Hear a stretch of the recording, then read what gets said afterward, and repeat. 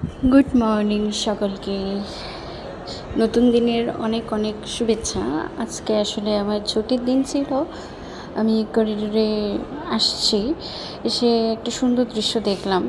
তো আমার নাস্তা করাও হয়ে গেছিলো। এটা হলো আমার দুপুরের খাবার, এটা ফ্রাইড রাইস। তো আরেকদিন থেকেই খাওয়ার ইচ্ছে করছিল, খাওয়া হয়নি, খাবো খাবো করে। তো আজকে বাইরে থেকে খাবার নিয়ে এলাম, অনেকগুলো দিয়েছে, আমি এতগুলো খেতে পারিনি। তো খাওয়ার পর ভাত ঘুম দিয়ে তো সিঙ্গারা খাওয়ার ইচ্ছে করলো, তো সিঙ্গারাও নিয়ে আসলাম। এটাকে আসলে এখানে কি বলে জানো, এটাকে বলে হচ্ছে সমুচা। তো ভালো ছিল খেতে। তারপর রাতের আয়োজন শুরু করলাম। এখানে তেল বসিয়ে দিয়েছি। আজকে ভাবলাম যে খিচুড়ি করা যায়, তো তেলটা হালকা আঁচে গরম করতে দিলাম। এদিকে পেঁয়াজ, কাঁচামরিচ কেটে নিয়েছি। খিচুড়ি খেতে তো ভালোই লাগে, আমার অনেক মজা লাগে। তো আজকে আমি খিচুড়ি রান্না করব চাল, তারপরে ডাল আর আলু দিয়ে। এদিককার চালগুলো যেহেতু কিছুটা আতপ চালেরই মতো, সেজন্য আলাদা করে আতপ চাল কিনতে হয় না।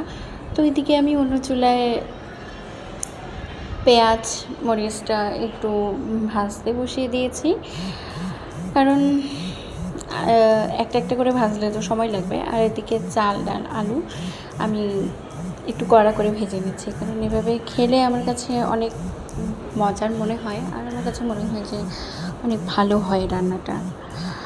তো এই যে আমার পেঁয়াজ রসুন মরিচ এগুলো ভাজা হয়ে গেছে, এগুলো এখন আমি অ্যাড করে দিচ্ছি। আমি মশলা টশলা সব দিয়ে সুন্দর মতো করে ভেজে নিচ্ছি।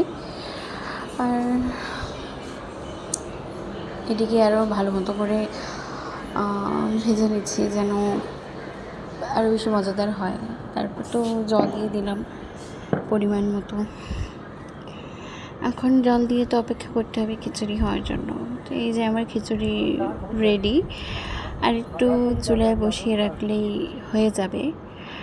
তো এদিকে চালগুলো আসলেই আতপ চালের মতো, যে খেয়ে মানে তৃপ্তি পাই না আসলে, যে এই চাল দিয়েই খিচুড়ি তারপরে পায়েস অনেক ভালো হয়। এই যে রেডি আমার খিচুড়ি। আমি কিন্তু খিচুড়িতে চানাচুর অ্যাড করে খেতে ভালোবাসি। তো আজকের দিনটা আমার এভাবেই কাটলো।